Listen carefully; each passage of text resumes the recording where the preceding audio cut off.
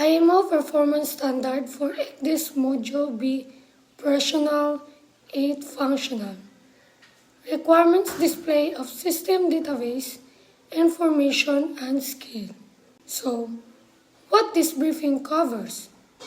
In Module B sets out how an ECDIS must behave operational once IHO standard chart data is loaded. In Section 5, display of system database information. How ENDS data becomes the system database, the three display categories like base, standard, and all other. Operational controls.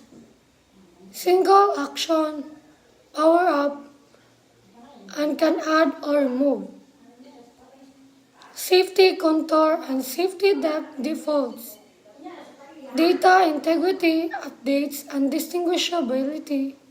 Section 6, Scale. Why scale awareness? Protect situational awareness. Overscale display of loaded chart data.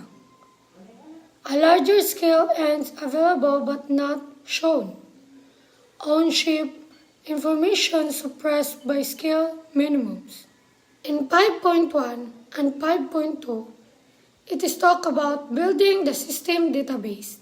ECDIS accepts and converts an ENDS and its updates into a system database and must be able to display and process all system database information specified by IHO. It may also accept a database converted assure per IHO resolutions. And 5.2, three display categories for route planning and monitoring. First is display based. The minimum information that can never be removed from the display. The irreducible chart picture. And the next is the standard display. It is the default information level, recallable at any time by a single operator action. It can see in 5.3. And all other information is the last. It is additional chart content the mariner may add on top of the standard display as needed. In 5.3 to 5.7, it talks about operator control over the display. 5 requirements that keep the mariner firmly in control of what the ECDIS shows. In 5.3, it is talk about standard display. One action away, ECDIS must be able to present the standard display at any time by a single operator action. In 5.4, it restores last settings on power up after a switch off or power failure. ECDIS returns to the most recent manually selected display settings. And the 5.5, easy to add or remove information. The mariner can readily add or remove chart information, except the display base, which can never be removed. And 5.6, on-demand info at any position. For any operator identified position, like cursor pick, ECDIS display the associated chart object information on demand. And 5.7, step scale change. Display scale can be changed in appropriate steps by chart scale values or by range in nautical miles. 5.8, safety contour selection. The mariner select a safety contour from the system database. ECDIS must emphasize it visually over all other depth contours. First is default of 30 meters if the mariner does not specify a contour. It defaults to 30 meters. If neither that nor the specified contour exists in the database, it falls back to the next deeper contour. Second, falls back on data change. If the safety contour in use becomes uneven unavailable because the source data changed. The display default to the next deeper contour. And the third is always indicated in every case above. ECDIS must provide a clear indication that the default or feedback contour is in use. And the last is for the permanent display option.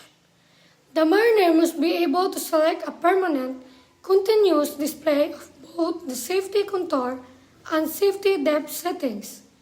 5.9 to 5.13 Safety depth, water level, and data integrity. 5.9 Safety depth. The mariner select a safety depth. ECDIS emphasize sounding equal to shallow than it whenever safety depth spots sounding are displayed. And 5.10 Dynamic water level adjustment. ECDIS should support dynamic water level adjustment with a clear indication whenever it is in use. And 5.11 No degradation on display. The ends and all of its updates must be displayed without any degradation of their information content. 5.12 Confirm loading ECDIS must provide a means to verify that the ends and all its updates have been correctly loaded into the system database. 5.13 Clearly distinguishable ends data and its update must remain clearly distinguishable from other displayed information at all times. 6. Let's talk about the scale. In 6.1, ECDIS should provide an indication if, first, displayed beyond native scale. The information shown is displayed at a larger scale than that contained in the end. The chart is overscaled. And the second, a larger scale end exists. On-ship position is covered by an end at a larger scale than the one currently provided by the display. And the third is data hidden by scale minimum. Information at on-ship's position is not displayed because a scale minimum setting is being applied. Key takeaways. Mariners stay in control. One action recall the standard display. Information can be freely added or removed above the display base. Database integrity is verifiable. Ends and update load without degradation stay distinguishable and their loading can be confirmed. Safe default always indicated. Safety contour and safety depth fullback sensible and ECDIS always signal when a default is in use. Scale is never silently misleading. Overscale display, a better ink available, or data hidden by scale minimums must be all flagged.